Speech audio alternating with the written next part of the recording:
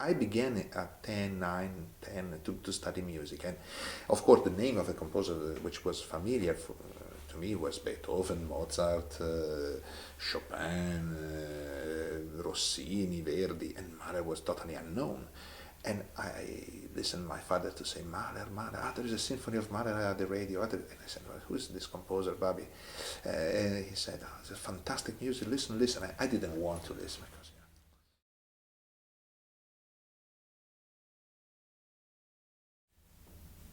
it seems that Mahler is one of the composers that for a conductor seems the most personal composer. Everybody has his own idea of the Mahler music.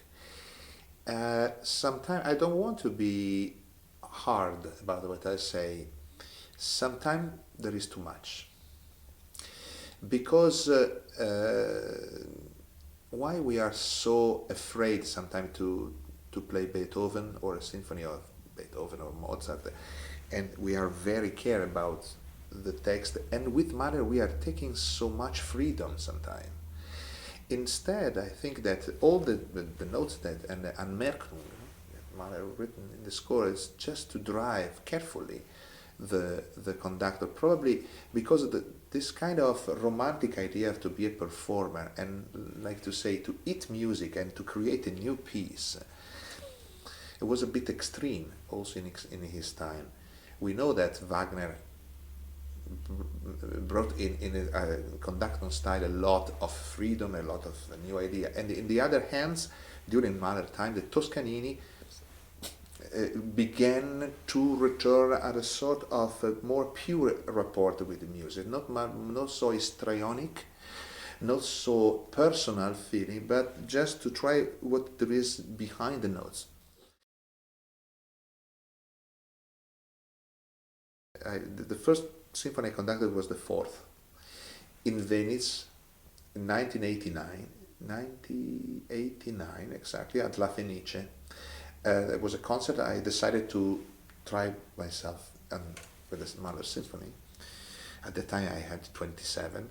I remember that the first half an hour of rehearsal I didn't understand nothing. Nothing. A lot of voice that came here and there.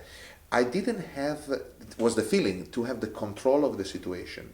I remember that during the pause I back to the dressing room. I was there alone and I said, I have to change the program because I supposed to be in control of Mahler. I studied day and night that symphony. It was in my blood, let's say, and I couldn't control. In that 15 minutes of break, I said, no, a moment. I have to control the situation. So I returned and I began to rehearse almost bar by bar. And the feeling to be in control of this new way to compose, because I have to confess that year I conducted Tchaikovsky, I conducted Mozart, I conducted some Beethoven symphony, but not a complex polyphony. Like Mahler. I'm more attracted today about a reading of Mahler like Kubelik, like Klemperer, which, like Metropolis, are really, in a way, dry, humble, but so deep, rather some readings that are totally respectful, or the new Boulez, which I adore. The third is outstanding, and Pierre did a new discovery of them. It sounds really almost a modern composer.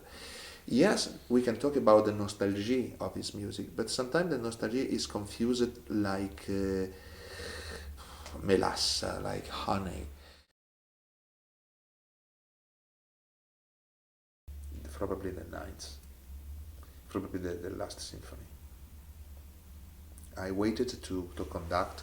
I conducted for the first time when I was 37, and probably I was still too young.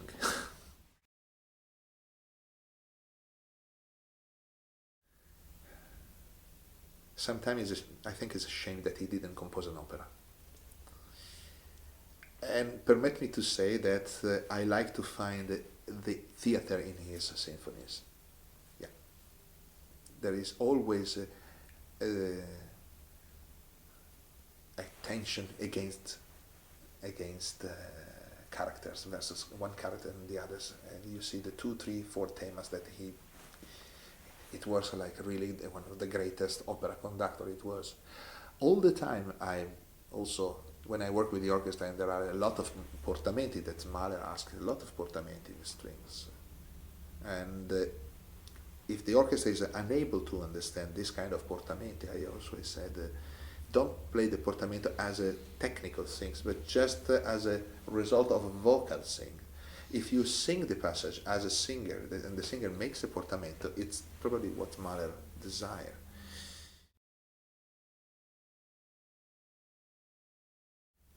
Well, the first answer technical is the 12-tone accords in the 10th Symphony, the Adagio, no? When he puts for the first time this accord.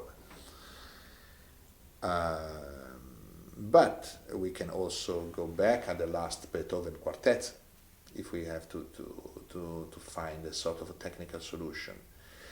Probably of the three of the Vienna School, Berg is the closest to Mahler for, as I said, this sense of nostalgia, this sense of, and that if for Berg probably is typical Viennoise, Mahler was here as a guest of this town, despite he died here.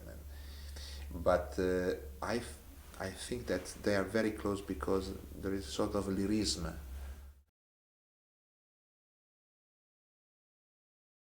Your question, today we are living in a crisis moment. How is Mahler anticipating that?